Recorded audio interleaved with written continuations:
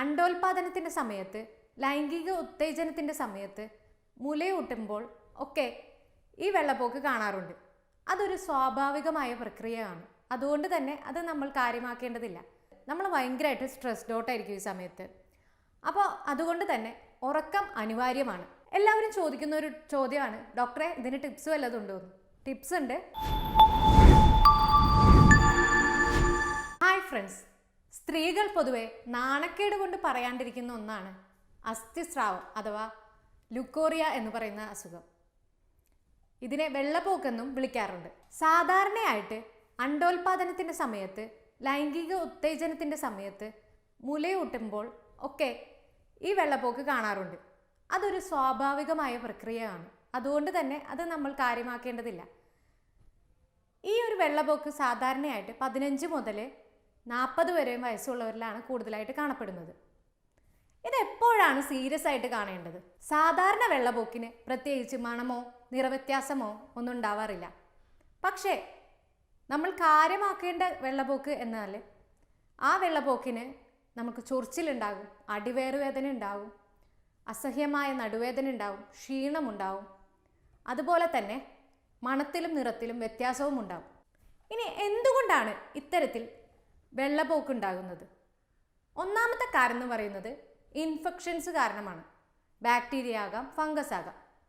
രണ്ടാമത്തെ കാരണം എന്ന് പറയുന്നത് നമ്മൾ സുരക്ഷിതമല്ലാത്ത സെക്സിൽ ഏർപ്പെടുമ്പോഴാണ്. മൂന്നാമത്തെ കാരണം എന്ന് പറയുന്നത് വ്യക്തിശുചിത്വം ഇല്ലാതിരിക്കുമ്പോഴാണ്. ഗർഭാശയ ക്യാൻസർ, പ്രമേഹം, ഹോർമോണൽ ഇംബാലൻസ്, അതുപോലെ തന്നെ ടെൻഷൻ, കഠിനമായ ജോലി, മറ്റു മരുന്നുകളുടെ ഉപയോഗം, ഇതെല്ലാം ഇതിനൊരു കാരണമാണ്. ഇതിനു പുറമെ ഉറക്കമില്ലായ്മയും വേണ്ടത്ര പോഷകമില്ലാണ്ടിരിക്കുന്നതും ഇതിനൊരു കാരണമായിട്ട് കണ്ടെത്തിയിട്ടുണ്ട്. ഇനി ഇതെങ്ങനെ നമുക്ക് വീട്ടിലിരുന്ന് പരിഹരിക്കാമെന്ന് നോക്കാം. നിങ്ങൾ ശ്രദ്ധിക്കേണ്ട ഒരു കാര്യം എന്ന് പറയുന്നത് ഒന്നാമതായിട്ട് വ്യക്തിശുചിത്വം പാലിക്കുക എന്നുള്ളതാണ്.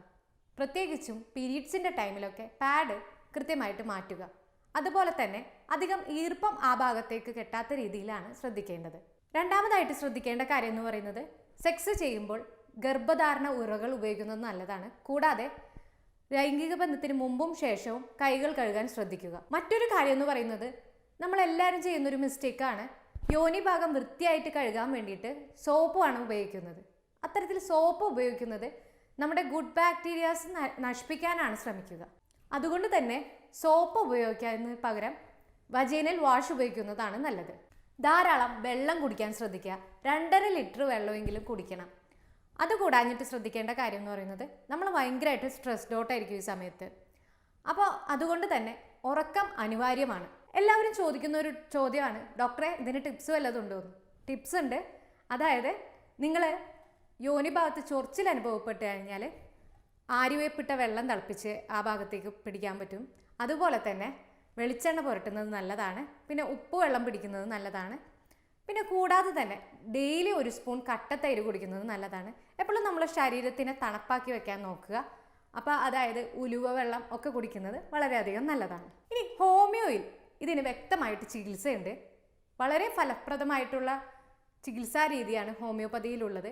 കാരണം രോഗിയുടെ മാനസികവും ശാരീരികവുമായിട്ടുള്ള ലക്ഷണങ്ങൾ കണക്കിലെടുത്തിട്ടാണ് ഹോമിയോയിൽ മരുന്നുകൾ നിർണ്ണയിക്കുന്നത്. ഞങ്ങൾ ഇവിടെ ചെയ്യുന്നതെന്ന് പറഞ്ഞാൽ ഞങ്ങൾ യൂറോപ്യൻ സോഫ്റ്റ്വെയറുകളുടെ സഹായത്തോടെയാണ് മരുന്നുകൾ കണ്ടുപിടിക്കുന്നത്. അത്തരത്തിൽ കണ്ടുപിടിച്ച മരുന്നുകൾ ജർമ്മനിയിൽ നിന്നും വരുത്തിക്കൊണ്ട് നല്ല പൊട്ടൻസി മരുന്നുകളാണ് ഇവിടെ ഉപയോഗിക്കുന്നത്. സൈഡ് എഫക്ട്സ് ഇല്ലാത്ത ഈ മരുന്നുകൾ ഗർഭിണികൾക്കും പ്രമേഹ രോഗികൾക്കും ഒരുപോലെ ഉപകാരപ്രദമാണ്. ഇനി ഞാൻ ഈ പറഞ്ഞ ടിപ്സുകളൊക്കെ ചെയ്തിട്ടും നിങ്ങൾക്ക് ഒരു കുറവ് കിട്ടുന്നില്ല എന്നുണ്ടെങ്കിൽ അതെന്തുകൊണ്ടാണെന്നുള്ളത് ചെക്ക് ചെയ്യേണ്ടതാണ്. അതിനായിട്ട് ട്രീറ്റ്മെൻറ്റ് എടുക്കേണ്ടതാണ്. ഫലപ്രദമായിട്ടുള്ള ചികിത്സ ഇന്ന് ലഭ്യമാണ്. ഇനി ഈ വിഷയവുമായി ബന്ധപ്പെട്ടോ മറ്റെന്തെങ്കിലും ആരോഗ്യപരമായ വിഷയവുമായി ബന്ധപ്പെട്ടോ എന്തെങ്കിലും സംശയങ്ങളുണ്ടെങ്കിൽ എന്നെ ബന്ധപ്പെടാവുന്നതാണ്. വാട്സപ്പിൽ കോൺടാക്ട് ചെയ്യുക. ഞാൻ doctor Fathima Muhammad, doctor Basil's homeo hospital, Pandikkad, Malappuram ജില്ല.